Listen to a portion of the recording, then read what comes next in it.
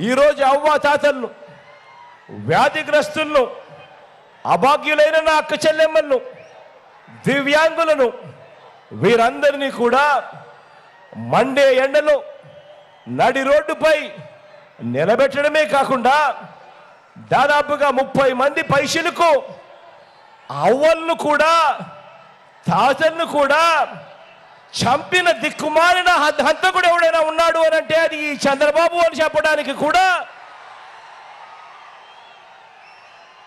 చంద్రబాబు నాయుడు గారు సిగ్గుతో తలంచుకోవాలి. తన రాజకీయాలకు అనేక మంది అవ్వ తాతల మరణానికి కారణమైన ఈ అన్యాయస్తుడును సేడిస్టు అనక మరి ఏమంటారో మీరే చెప్పండి.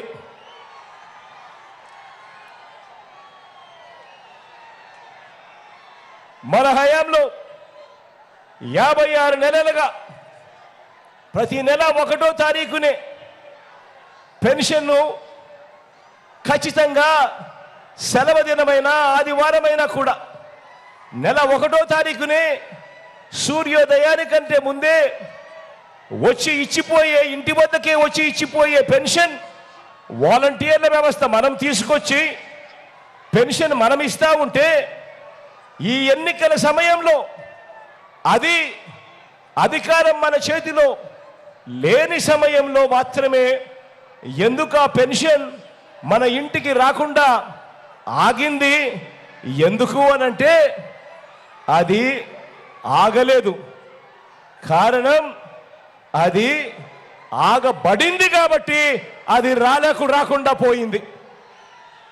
ఆలోచన చేయమని అడుగుతా ఉన్నా. ఇలా చంద్రబాబు తన 14 ఏళ్ల పాలనలో ఏనాడు ఇంటికి పెన్షన్ ఇవ్వని ఈ చంద్రబాబు కుట్రలతోనూ అక్కసతోనూ ఆపించాడు ఈ పెన్షన్ ఇంటికి రాకుండా.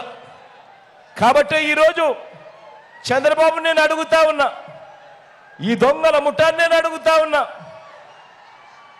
సేడిస్టు అంటే ఎవరు అని.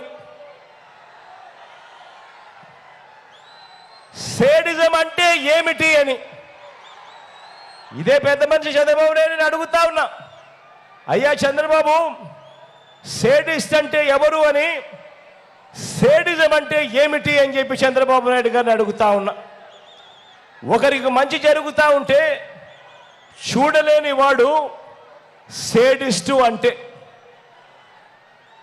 పేదవాడు పెద్దవాడు అవుతా ఉంటే ఓర్వలేని వాడు సేడిస్టు అంటే, పేదలకు ఇల్లు కట్టించడం కోసం ప్రభుత్వం స్థలాలు పేదలకు ఇస్తా ఉంటే ఆ స్థలాలను అడ్డుకునేందుకు కోర్టుకు వెళ్ళి మరి అడ్డుకునే వాడిని సేడిస్టు అంటారు. వ్యవసాయం దండగా అని మాట్లాడిన మనిషిని సేడిస్టు అంటారు. రైతులకు ఉచితంగా విద్యుత్ ఇస్తే ఆ కరెంటు తీగలపై బట్టలారేసుకోవాల్సిన పరిస్థితే ఉంటుంది కానీ అని రైతులను వెటకారం చేసిన మాటలు సేడిస్టు అంటే.